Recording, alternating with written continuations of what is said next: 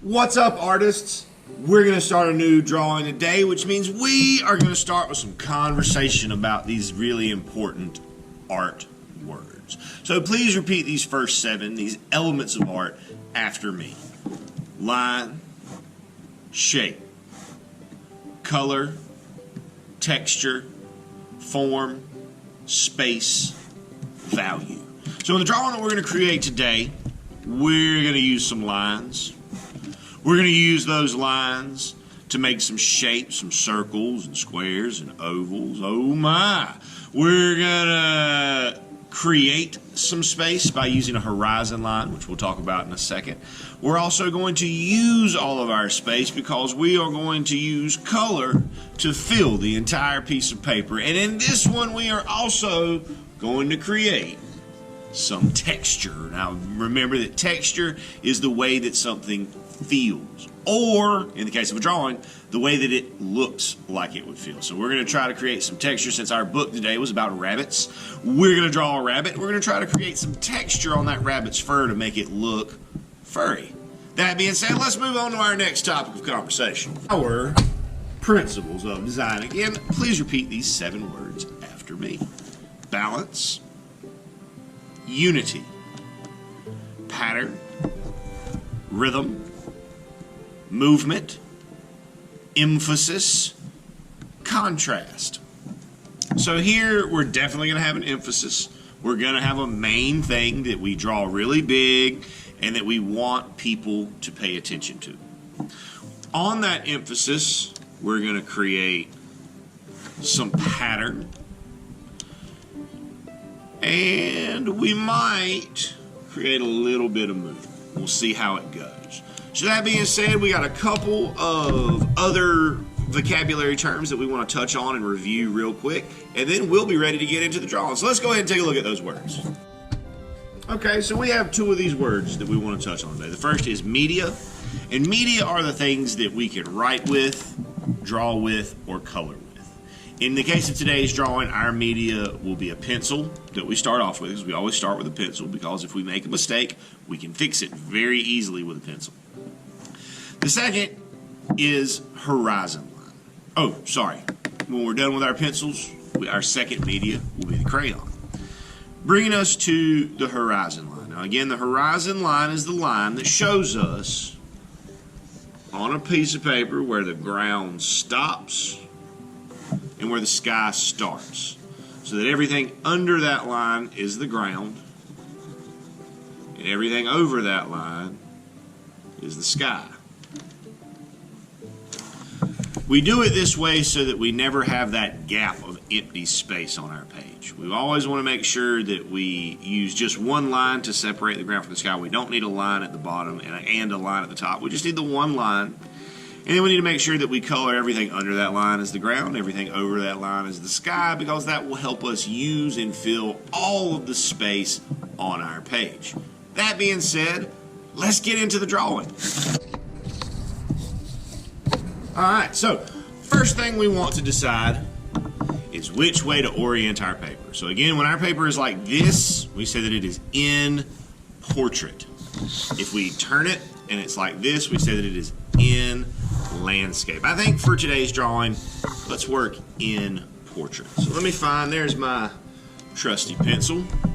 So the first thing we want to do here is we want to start with our rabbit's body.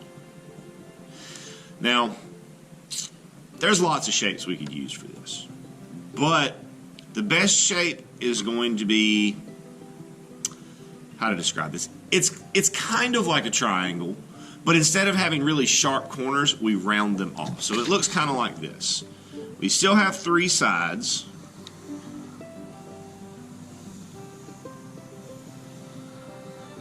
So we still have 3 sides, but we don't make super sharp corners. We leave those a little bit rounded, a little bit curved on the sides. So next thing we need is a head. So what shape do you think would be good for our rabbit's head? Okay, ovals could work. Yeah, circles could work. All good options. I'm going to use a shape kind of like a raindrop, like a teardrop. So we want to come up to the top here.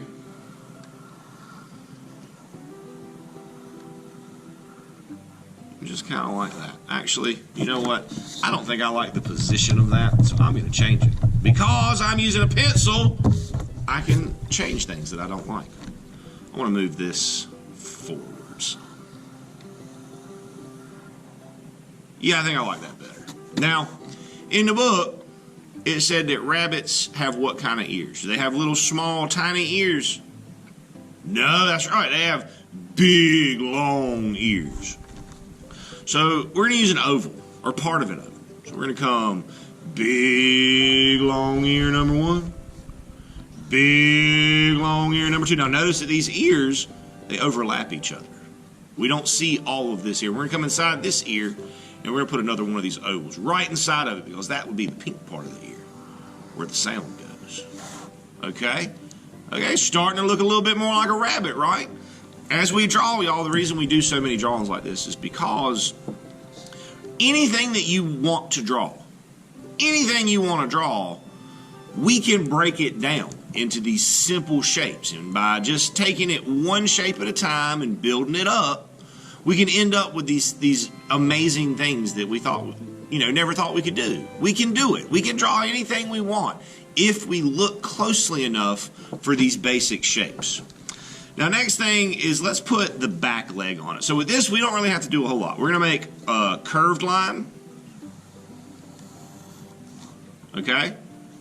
Everybody with me? And then we're going to come out with a straight line.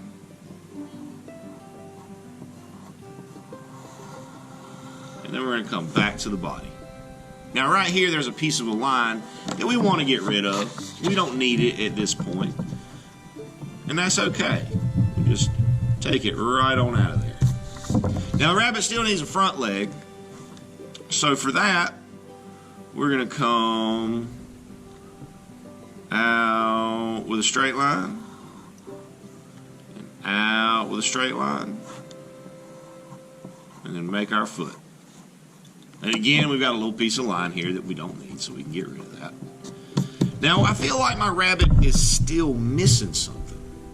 I feel like there's something else we need to draw. What could it be? Okay, yeah, so we definitely still need a face. Yeah, but what else? We need a tail. Rabbits have tails. Now, rabbits don't have super long tails.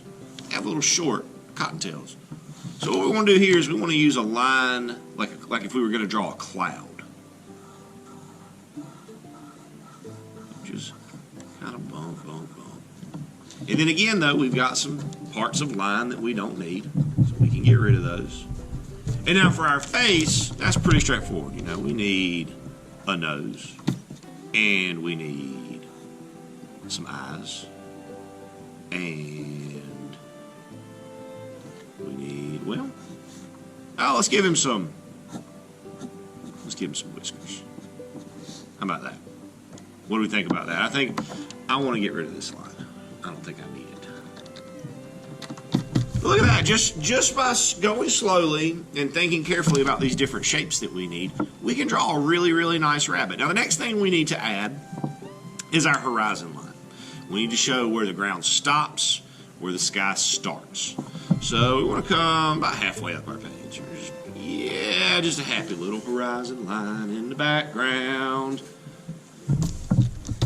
Now, at this point, I want you guys to take a second, and I want you to add some stuff to your drawing. I'm not going to tell you what to add, because I want you to think about it for yourself, but it could be, some trees, bushes, flowers. It could be some plants coming up for the rabbit to eat. Your choice. But pause the video for a second, add 3 or 4 things to the drawing that you want to add, and then we'll come back to it together. Okay, so I've added a few things. I added a couple clouds. I added a carrot that's still in the ground. I added a carrot that's already been dug up. Now, fun fact, rabbits will eat a carrot, but it's not actually their favorite food. They actually love things like lettuce and greens, and I think a lot of rabbits would be happier with the tops off the carrots than they would the actual tuber. We get that idea from old cartoons that said that rabbits like carrots. But that's beside the point. So right now, we've got our drawing laid out. We've got some details added. We've got a horizon line. We've got an emphasis. We still need to create some pattern and some texture. So we're going to do this a little bit differently, because instead of putting our lines across the animal like we have done many times before, we're going to work with just our crayons. And what we want to do here to create this pattern and this texture is we want to use these short little lines like this. Come across, and then I come with my next color. But notice I'm not actually coloring. I'm not coloring back and forth across my rabbit. I'm using this almost like a paintbrush, just making one stroke of color at a time. And as we do that, it's going to start to create a texture for us that's going to make it look like fur on our rabbit. But it's also going to create this pattern for us. Now, this might take a little while, so I'm going to speed up my camera while we go through this, because I want you to see it done. I just don't want you to have to wait through the whole process.